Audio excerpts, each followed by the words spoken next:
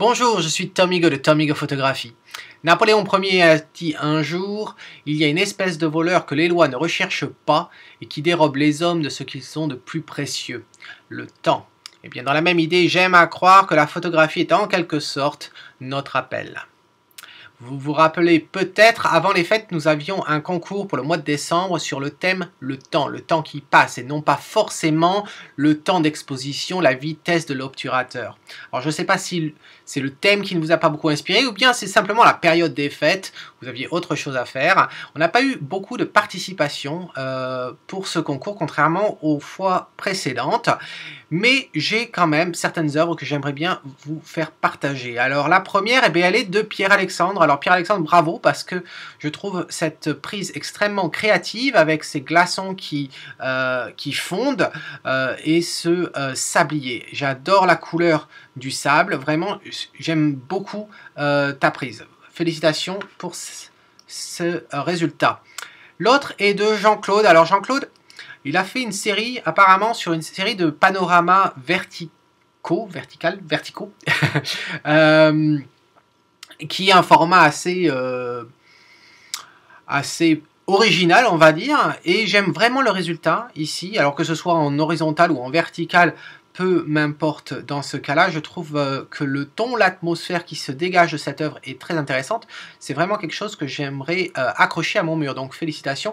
Et puis la dernière, c'est celle de Marie A. Alors un portrait qui nous montre très simplement les effets du temps sur le visage humain.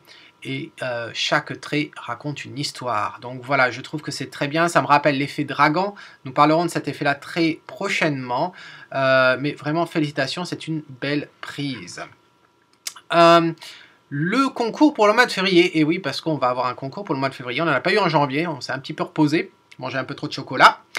Mais février, voilà, avant les Pâques, on va avoir un concours. Et bien le thème du mois de février, il est simple, c'est les composites. Alors les composites, qu'est-ce que c'est? Eh bien en fait, le principe, c'est simplement d'utiliser une ou plusieurs, enfin, au moins deux images, qui n'ont pas forcément été prises au même endroit, et vous les mettez ensemble comme une sorte de patchwork, et le résultat envoie un message très créatif. Alors pourquoi ce thème-là? Tout simplement parce que je en trouve de plus en plus, donc sur le club, sur Tom Higo Photography Club, sur Google+, donc si vous n'y êtes pas encore, on vous attend. J'en vois de plus en plus, donc là il y a celle de Pierre-Alexandre encore. Pierre-Alexandre est très, vous voyez, il était très présent sur le club, vraiment de très bonnes inspirations. Donc voilà, c'est un composite, donc il y a une photo de lui et une photo en fond d'un champ de maïs, on dirait. Et puis à côté, vous en voyez une de Nico. Alors Nico, c'est pareil, c'est un paysage, mais c'est un composite, c'est-à-dire que le ciel, en fait, ne correspond pas forcément au devant de scène. Ça peut être pris au même endroit, mais pas avec les mêmes expositions, les mêmes réglages, et voilà, c'est un composite.